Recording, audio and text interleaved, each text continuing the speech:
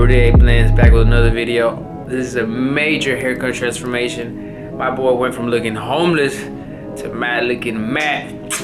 You know what I'm saying? Well, not all that, but you know what I'm saying? Stay tuned, watch for the video. Go ahead and subscribe. Link in the bio. Let's get it. Rudy A Blends back with another video. Look at this dude, man. Crazy. He said he hasn't had a haircut in 7 months. Shout out to my boy. Shout out to my boy Jose. He drove an hour to go get this haircut. And to start this haircut, what I did is got to slap the number 2 in, and boom. Now that didn't go as planned, because as you notice furthermore in the video, his hair growth pattern is crazy. I'm talking about it is crazy. He got like calyx. Some of his hair grows up instead of down, so that's even crazy. And then his hair is super curly. I tried to do clipper over comb, go with the number 2, and had to pull a lot of tricks in to make it nice and smooth. Now, typically what I do in these type of haircuts, I slap the number 2 and go straight up. Whatever head shape they have, go all the way straight up. Just imagine like if it was a box, just go straight up. Now, that strategy didn't work. Unfortunately, when I was trying to go all the way too high, it wouldn't cut because sometimes it would be too curly. Now, as you notice, also in clipper over comb, there's a lot of good amount of hair that's been cutting off. But when you notice that some of his hair, since it's so curly, it gets away from the comb and it doesn't even cut. That's typically normal, you know. That's usually what curly hair tends to do. It doesn't fully go all the way up. And what I didn't want to do, he did tell me at the beginning that he did want to keep some type of curls on the top and somewhat on the sides. So I was doing as much as possible to keep some length on top and some length on the sides, on the parotid ridge, so it can look like a nice smooth fade.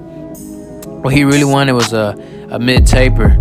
So as you can see, I'm over here just doing clipper over comb. And as you can see, there's some areas, man, that there's like it's still crazy. Like it's not even nice and smooth and blended.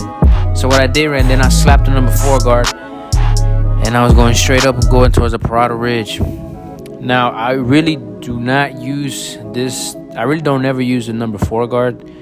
If I have to use it, it's usually in situations like this. Like clipper over comb didn't work, number 2 didn't work, so I just slapped the number 4, and the number 4 actually did work, because I didn't want to dig into his head like a triangle, as we can say. Like the last thing you want to do is shape his hair like a pyramid, like a whole cone shape. You know what I'm saying? So what I did right there was just number 4 guard, slapped it in and go straight up.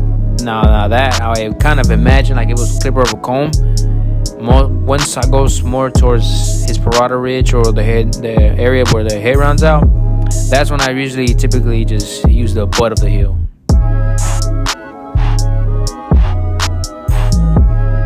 Now, since his hair was so curly, and as you can see, some areas look a little bit like spotless over there, like he's missing like a spot.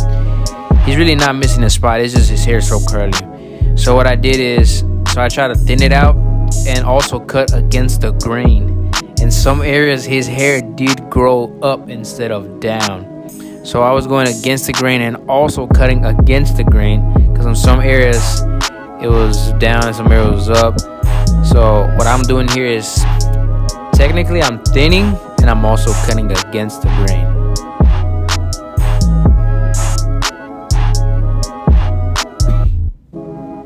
Now we're going to begin to fade, and I'm using my Barber Pro FX, and I'm setting my bald guideline. So as you can see, man, imagine if he said he wanted a low taper. Look at that area. It's going towards the left, towards up, towards the right. It's crazy. Thankfully, he said he wanted a mid taper. And so what I'm doing, I'm just going to ball all excessive hair out. And once I finish doing that, then typically, now this depends on some type of skin. I usually go with the shaver afterwards. Now that just depends. Once I set my guideline, if I feel like it's already bald enough, then I don't even bother to use it. because sometimes the skin irritates and it gets so red, then they get bumpy instantly, like less than 2 minutes. They already start irritating, having a nice look like a rash. You know what I'm saying? And then once they get out the chair, the clients don't know. They're gonna automatically blame the barber, like, oh man, you messed me up. You know, your clippers ain't clean. And the reality is just their skin. So now when I'm setting the taper on the sides, I'm actually leaving like a triangle shape. That way I can go like a nice smooth blend afterwards.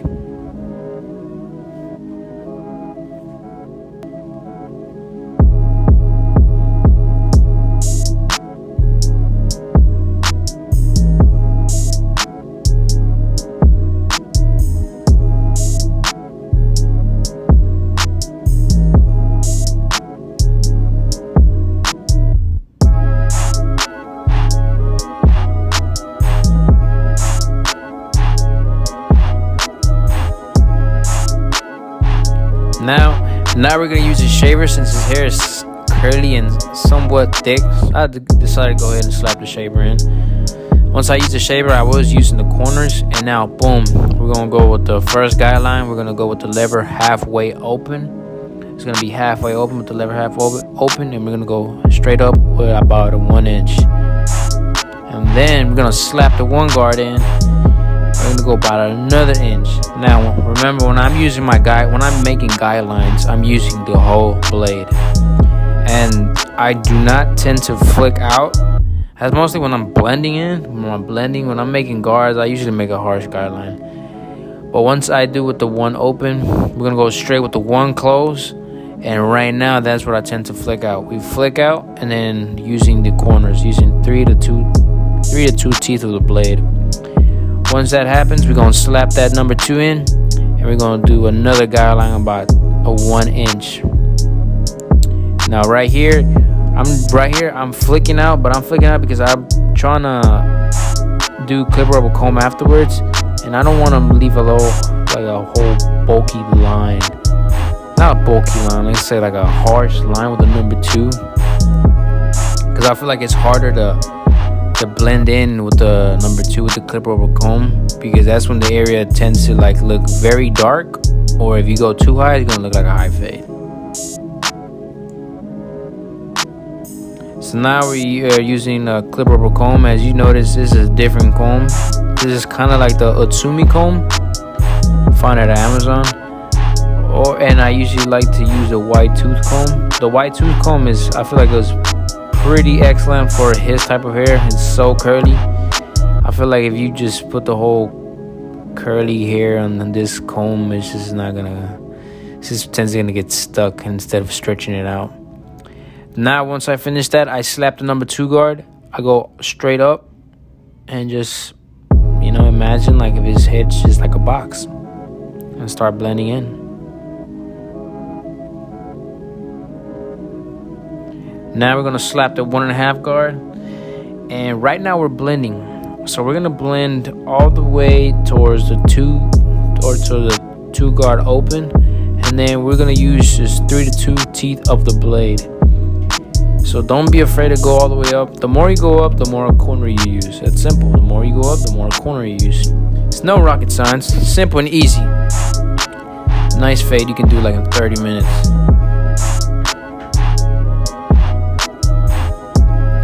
Now on his hair texture, I did have to go more passes than usual, because some of his hair was growing to the right and on the left instead of going straight down. So sometimes you will see me going against the grain. Now against the grain means going whatever against the hair grows. So if the hair grows to the left, then you cut it to the right. If it grows to the right, then you cut it to the left. So once I did that, I slapped the 1 guard open, and then went with using the corners and attacking the line between the 1 and then the 2. Once I finished with that, I slapped in my half guard, and to take out the last line that I left in, I go with the lever close, halfway, open, close, halfway, open. And right now I am flicking out, trying not to make a line, because with this half guard, man, if you go too high using the whole blade, you will start over. So So just make sure you're using the corners and don't be afraid to go up. Just take your time, be nice and smooth and easy.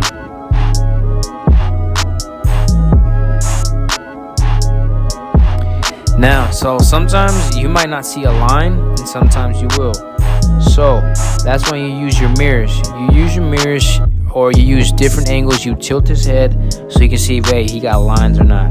Or if you got like, you know what I'm saying? Sometimes I'm looking at the fade, I'm like, man, damn, it's crispy. And then I look at the mirror, I'm like, yo, that's a big old line. What am I doing? You know what I'm saying? So I would suggest your mirror is your best friend. Your mirror should be your best friend. You can always trust your eyes, but your eyes eventually will get tired if you're looking at the blend for the exact same spot.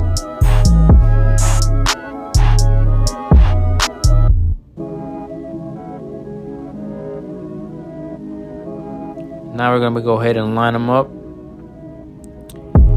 And notice I did lift his hair up, so because I wanted to see where exactly it grows, where it's overlaying and where it actually grows. So what you want to do when you're doing a lineup, you're gonna cut the overlaying hair, and then you line it up.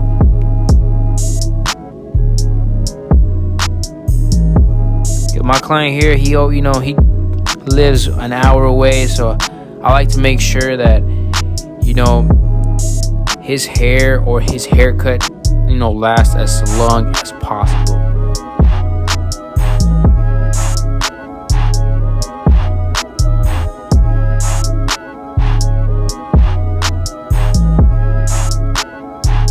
So my battery did die, so I didn't show the other sides, but then boom, look at that, nice smooth taper. Nice and smooth taper. He did one of the sides a little bit of curly. He did not want to cut much on the top. So boom, that's the before and after. Look at that.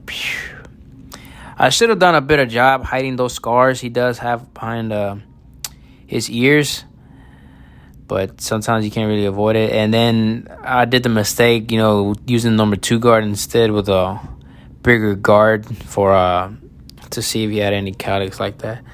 But I'm Rudy A Blends. This is a haircut transformation. My boy came out looking rough. Now he looking fresh. Go ahead and subscribe, like, comment, and I'll see you until next time.